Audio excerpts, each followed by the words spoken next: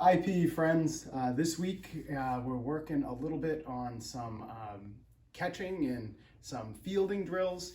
I know that a bunch of you do some baseball or softball. Some of you have done t-ball and things like that. So today we're going to go over some fielding techniques. We're going to be using a baseball and a glove, but of course if you don't have a glove, you could just use your hands. Sometimes actually better.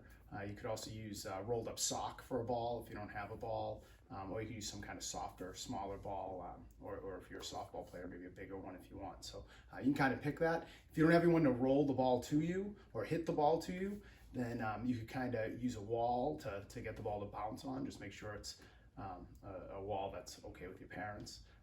And like that, you could do some of the tossing and catching to yourself. You just throw them straight up in the air. All right. Ready? All right, so we're gonna do fielding for a ground ball. So when you go to field a ground ball, you wanna try to make your hands kind of like an alligator, like this. All right, you wanna get your bottom down, get your glove out way out in front. If you don't have a glove, of course, just your other hand, all right? And then that off hand, for me, which would be my right hand, goes on top. So as the ball comes in, I'm gonna pull it into my body, and I'm gonna kind of seat the ball in here, and that's how you should field a ground ball. Here's my son Owen doing some fielding. If you notice, when he's fielding the ground balls, he keeps his glove out in front of him, and he does his best to use two hands with that nice alligator, with the one hand on top and one hand underneath the ball. Try to get that glove as low as you can to the ground and work from the ground up.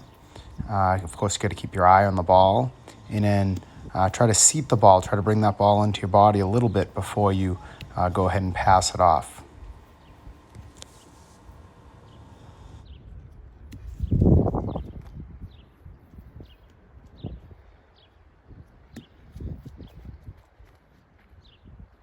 Okay, when we field a fly ball, we want to keep our eyes on the ball. We want to watch the ball coming down. We want to try to get under the ball if we can. That means we might have to move side to side, try to get under where it's going to come down. If we can, we want to get two hands up on that ball with our thumbs close together. Like that doesn't always happen. And I know some of you softball and baseball players like to do one hand, but try to get that other hand up there as much as you can. And don't reach or lunge at the ball. All right, let the ball come down to you, pull it in, solidify that catch, and then do what you have to do if you're in the middle of a game. Good luck, everyone, and have fun. Biggest thing with catching a fly ball is you want to get under the ball, keep your eyes on the ball, and don't lunge at the ball. Let the ball come to you, kind of try to find out where it's going to land, get there, and look it all the way in. This is a good little drill that you could work on at home. You have a parent give you a signal to turn, and then as soon as you're turning, they throw the ball, and you try to react and catch it. Good hand-eye coordination drill. Have fun working on your catching, everyone.